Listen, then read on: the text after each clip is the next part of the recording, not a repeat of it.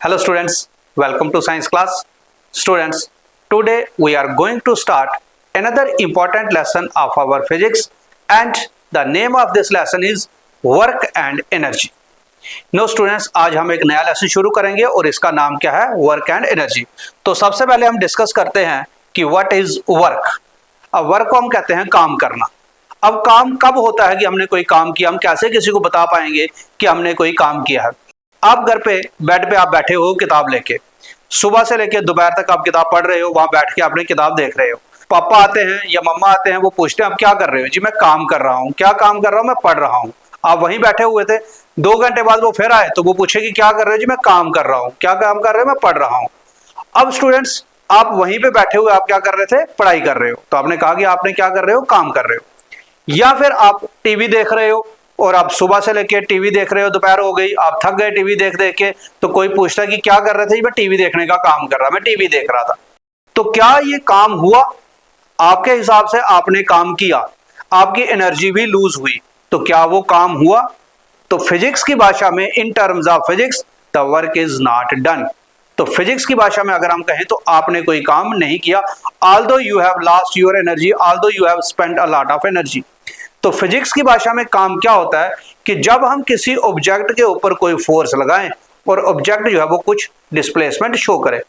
Work is said to be done when a force produces a displacement in the direction of the force.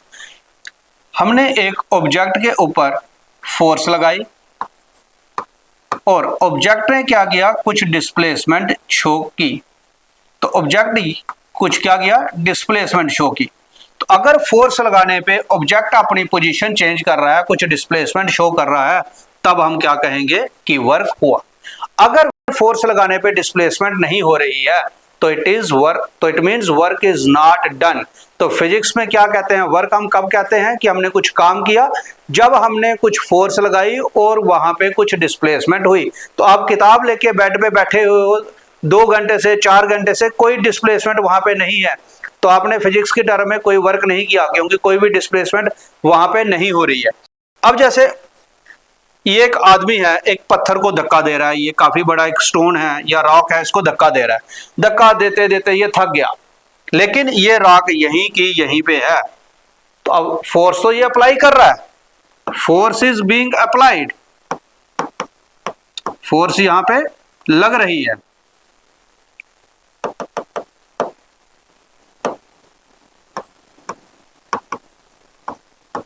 Force तो लग रही है यहां पे, but no displacement. यहां पे कोई डिस्प्लेसमेंट जो है वो नहीं हो रही है। तो फोर्स ये आदमी लगा रहा है, थक गया, पसीना निकल गया, इसका सारी एनर्जी लूज हो गई, खत्म हो गई, थक के ये बैठ गया, लेकिन स्टोन वहीं का वहीं है। तो इसका मतलब कोई काम इसने नहीं किया। काम कब होगा? अगर ये पत्थर मूव करके कहीं और चला जाता। तो दूसरा केस अगर हम लें तो यहां पे ये आदमी ने फोर्स लगाई हुई है, यहां से फोर्स लग रही है। अब यहां पे ये पत्थर इसने उठाया, नीचे से उठा के ऊपर रख लिया, तो वो काम हुआ। अब वो ऊपर सर के ऊपर लेके खड़ा है। जब वो सर के ऊपर लेके खड़ा हुआ है, अब वहां पे आगे कोई काम उसका नहीं हो रहा, चाहे वो थक रहा है, एनर्जी तो उसकी लूज हो रही है, फोर्स लग रही है, लेकिन अब पत्थर जो है यहाँ पे फर्दर कोई डिस्प्लेसमेंट शो नहीं कर रहा। जब उसने पत्थर को उठाया, यहां पे रखा, तो उठा के ऊपर तक लाने में फोर्स लगी, डिस्प्लेसमेंट हुई, वर्क हुआ। अब वो यहां पे लेके खड़ा है, तो अब यहां पे वो लेके खड़ा है, तो हम क्या कहेंगे? अब कोई काम नहीं हो रहा। क्यों काम नहीं हो रहा? फोर्स तो लग रही है, लेकिन अब उसके बाद स्टोन जो है वो कोई डिस्प्लेसमेंट शो नहीं कर रहा। तो यहां पे भी क्या हो रहा है? फोर्स लग रही है, लेकिन डिस्प्लेसमेंट जो है वो यहां पे नहीं है। तो डिस्प्लेसमेंट नहीं है तो वर्क नहीं है। पत्थर को उठा के सर तक लाना वर्क हो गया। अब यहां पे लेके वो खड़ा है, तो अब इसके बाद फर्दर कोई काम नहीं हो रहा, क्योंकि अब स्टोन जो है वो कोई डिस्प्लेसमेंट शो नहीं कर रहा। फोर्स तो लग रही है, लेकिन डिस्प्लेसमेंट नहीं है। So work is said to be done when a force produces displacement in the direction of the force. अगर मैं धक्का दे रहा हूं तो डिस्प्लेसमेंट भी इस तरफ होगी, अगर मैं खींच रहा हूं तो डिस्प्लेसमेंट इस तरफ होगी। तो अगर डिस्प्लेसमेंट होती है फोर्स लगाने पे, तो हम कहेंगे work is said to be done. No students, conditions for work अब हम कब कहेंगे कि वर्क हो रहा है, जैसे हम कंडीशंस की अभी हम बात कर रहे थे, तो in physics two primary conditions must be met, कि दो कंडीशंस का फुलफिल होना जरूरी है। नंबर वन, फोर्स, कि एक्सटर्नल फोर्स जो है वो ऑब्जेक्ट के ऊपर लगे, फोर्स लगे, और साथ में वहां पे क्या होनी चाहिए, मस्ट मूव, ऑब्जेक्ट कुछ डिस्प्लेसमेंट भी शो करे। जैसे अगर हम यहाँ पे देखें तो ये आदमी इस बॉक्स को क्या कर रहा है, फोर्स लगा रहा है, और बॉक्स भी अगर मूव कर रहा है, pushing an object, object moves, it means work is done. अब यहाँ पे ये लड़की इस ट्रॉली को खींच रही है और ट्रॉली मूव कर रही है, पुलिंग अ ट्रॉली, पुश और pull, force, and trolley moves mean displacement. तो यहाँ पे भी क्या हो रहा है, काम हो रहा है, फोर्स लग रही है, ऑब्जेक्ट मूव कर रहा है। तो फोर्स लगे, पहली कंडीशन की फोर्स अप्लाई होनी चाहिए, और दूसरी कंडीशन ऑब्जेक्ट मस्ट मूव। जैसे यहाँ पे lifting book object from the ground, जैसे हमने पहले बात की कि स्टोन को उठा के हम ऊपर ला रहे हैं, तो स्टोन की डिस्प्लेसमेंट हो रही है, फोर्स लग रही है, लेकिन जब ऊपर आ गया, फिर अगर हम इसके बाद की बात करें तो फिर वो वर्क नहीं है। So lifting book mean force is being applied to lift the book और object from the ground and book is moved from ground to somewhere else। तो हमने क्या किया, बुक को उठाया और बुक की पोजीशन चेंज हुई। सो work is said to be done only when on applying force object moves through certain distance, mean object shows some displacement। कि ऑब्जेक्ट अगर डिस्प्लेसमेंट शो कर रहा है तो हम कहेंगे कि हमारा वर्क डन हो गया। Now students, formula for calculating work. अब वर्क का अगर हम बात करें कि वर्क का फार्मूला क्या है, so work done is force multiplied by displacement. तो वर्क डन क्या हो गया, सिंपल सा फार्मूला, फोर्स और डिस्प्लेसमेंट का प्रोडक्ट। तो जितनी हमने फोर्स लगाई, कितनी डिस्प्लेसमेंट हुई, उन दोनों का प्रोडक्ट करेंगे, that is the work done. So how much force is being applied, how much force is being applied, कि कितने फोर्स हमने लगाई, कितने न्यूटन, और कितना इसने डिस्टेंस या डिस्प्लेसमेंट जो वो कितना कवर किया, तो उन दोनों को हम क्या करेंगे, मल्टीप्लाई करेंगे, तो वो हमारा क्या हो गया, work done. And the SI unit of work done is joule. Force का यूनिट क्या आ गया, न्यूटन, डिस्टेंस का यूनिट आ गया मीटर, सो न्यूटन मीटर, या फिर हम क्या कहेंगे, joule. So work done of, so SI unit of work is joule. Force का एसआई यूनिट क्या है, न्यूटन, एसआई लेंथ का एसआई यूनिट क्या है, मीटर, सो वर्क का एसआई यूनिट क्या है, जूल। तो वर्क किसमें मेजर किया जाता है, जूल्स में। नो स्टूडेंट्स, कई बार हमें जो है क्वेश्चन आ जाता है एग्जाम में, state the SI unit of work. अब स्टूडेंट्स क्या करते हैं, वो लिख देते हैं SI unit of work is joule. No students, question क्या है, state the SI unit, not what is the SI unit. अगर तो हमें पूछा होता कि what is the SI unit of work, तो हम लिख देते हैं जूल। अब पूछा है state the SI unit of work, तो स्टेट मतलब कि आपको 1 जूल की क्या करनी है, डेफिनेशन लिखनी है। तो स्टूडेंट्स, कई बार क्वेश्चन आ जाता है हमारा एग्जाम में कि state the SI unit of particular term. तो हमें क्या होता है कि जब स्टेट लिखा है तो स्टेट का मतलब होता है हमें क्या लिखनी होती है, उसकी डेफिनेशन। अब जैसे अगर हमें पूछा है कि स्टेट 1 जूल, कि 1 जूल की डेफिनेशन बताओ। अब 1 जूल क्या हो गया, 1 जूल कब होगा, जब फोर्स हमारी क्या हो, 1 न्यूटन, डिस्टेंस क्या हो हमारा 1 मीटर, तो 1 न्यूटन और 1 मीटर को मल्टीप्लाई करेंगे तो हमारा क्या आएगा, 1 जूल। तो हमें अगर किसी भी टर्म के एसआई यूनिट की डेफिनेशन आती है कि इस यूनिट को स्टेट करो, तो आपने क्या करना है कि फार्मूला लेना है और फार्मूले में यूनिट वैल्यूज पुट करनी है, 1 की वैल्यू पुट करो तो हमारी वो डेफिनेशन वहीं से ड्राइव हो जाती है। So work is said to be 1 joule when a force of 1 newton displaces a body by 1 metre, कि अगर हम 1 न्यूटन फोर्स अप्लाई करते हैं और ऑब्जेक्ट में कितनी डिस्प्लेसमेंट होती है, 1 metre in the direction of force, the work is said to be 1 joule. तो 1 जूल वर्क क्या हो गया, 1 जूल हमारा वर्क क्या हो गया, अगर हम फोर्स लगा रहे हैं कितनी, 1 न्यूटन, और ऑब्जेक्ट भी डिस्प्लेसमेंट कितनी शो कर रहा है, 1 मीटर, तो हमारा वर्क डन कितना हो जाएगा, 1 joule. So 1 joule is equal to 1 newton multi 1 metre. तो स्टूडेंट्स, मैं दोबारा आपको रिपीट कर देता हूं कि अगर हमें किसी के भी यूनिट की डेफिनेशन आ जाती है कि state the SI unit of anything, state the SI unit of force, तो अगर हम कह देते हैं कि एसआई यूनिट ऑफ फोर्स का स्टेट करो, यूनिट स्टेट करो, तो फोर्स का यूनिट क्या है, न्यूटन। मींस हमें क्या करनी है, 1 न्यूटन की डेफिनेशन पूछी है। तो हम जानते हैं कि फोर्स का फार्मूला क्या होता है, मास इनटू एक्सेलरेशन। तो force is said to be 1 newton if it produces an acceleration of 1 metre per second square in a mass of 1 kg। तो स्टूडेंट्स, जब भी हमें किसी का भी यूनिट डिफाइन करने को बोला जाए तो आप क्या करें, उस क्वांटिटी का फार्मूला लिखें और फार्मूले में unit values mean 1 value put करो, तो वहां से हम उसकी डेफिनेशन क्या कर सकते हैं, ड्राइव कर सकते हैं। So formula for calculating work is force into displacement. No students, हमारे पास एक क्वेश्चन है, calculate the work done when a force of 7 newton moves an object through a distance of 7 metre. अब हमें एक ऑब्जेक्ट दिया है जिसके ऊपर हमने कितनी फोर्स लगाई, 7 न्यूटन, और उसने डिस्टेंस भी कितना कवर किया, 7 मीटर। हमें क्या निकालना है, वर्क डन। अब हमारे पास फोर्स कितनी है, फोर्स F वो आ गया 7 न्यूटन, और क्या दिया हमें, डिस्प्लेसमेंट S वो भी कितना है, 7 मीटर। तो वर्क डन हमें निकालना है, वर्क डन W। अब वर्क डन का फार्मूला क्या होता है, अभी हमने फार्मूला किया, क्या होता है हमारा वर्क डन का formula, yes it is F into S। तो ये आ गया फोर्स मल्टीप्लाइड बाय डिस्प्लेसमेंट, तो 7 into 7 it is 49 joule. So students, ये हो गया हमारा वर्क डन।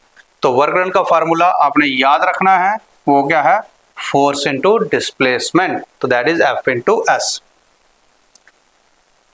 चलिए, अब हमारे पास है टाइप्स ऑफ वर्क। अब वर्क डन की कुछ टाइप्स की अगर हम बात करें तो वर्क डन का मतलब क्या है कि हमने फोर्स अप्लाई की और ऑब्जेक्ट ने कुछ डिस्टेंस कवर किया। नो स्टूडेंट्स, पहला है पॉजिटिव वर्क। अब पॉजिटिव वर्क क्या है, पॉजिटिव वर्क है when force and displacement are in the same direction, that is the angle between them theta is 0 degree। अब ये हमारे पास एक ऑब्जेक्ट आ गया, हमने इसके ऊपर कुछ फोर्स लगाई और ये इसी डायरेक्शन में क्या कर रहा है, मूव कर रहा है। फोर्स भी इसी डायरेक्शन में है और डिस्प्लेसमेंट भी इसी डायरेक्शन में है, तो दोनों के बीच में जो एंगल है वो कितना है, 0 डिग्री। तो जब जिस डायरेक्शन में फोर्स लगा रहे हैं अगर ऑब्जेक्ट भी उसी डायरेक्शन में मूव करता है तो हम क्या कहेंगे, हमारा वर्क डन क्या है, पॉजिटिव। अगर मैं पुश कर रहा हूं, ऑब्जेक्ट भी आगे की तरफ जा रहा है, तो इसका मतलब वर्क डन पॉजिटिव।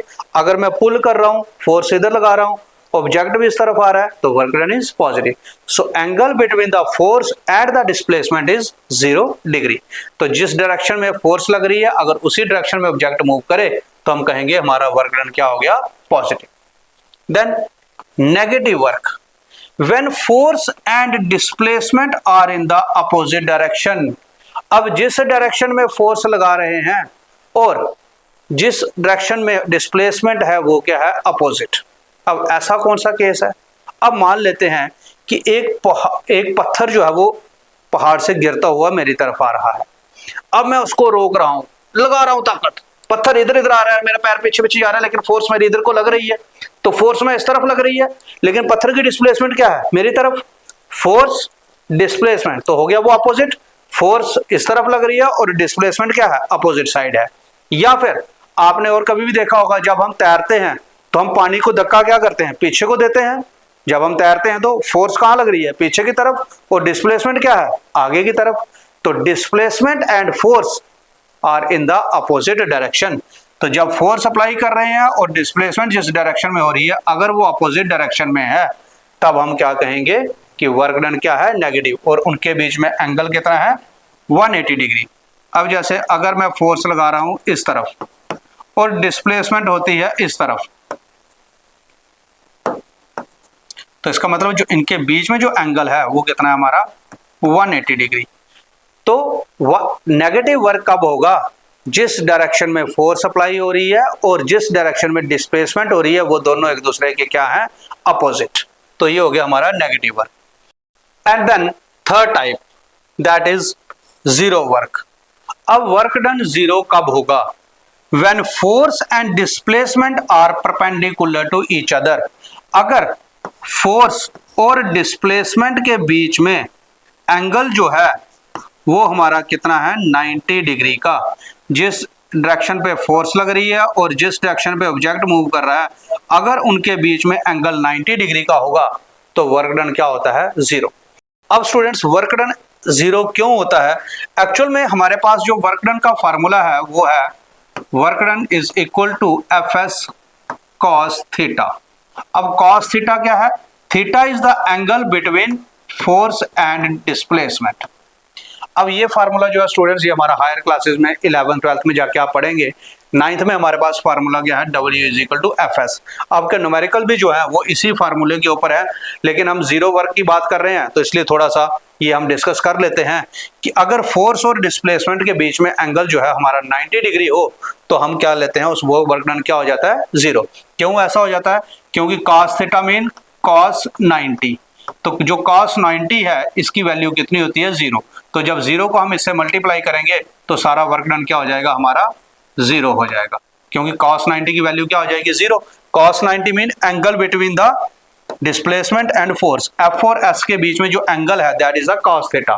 तो Fs cos थीटा, तो cos अगर 90 की वैल्यू आएगी तो वो 0 हो जाएगा।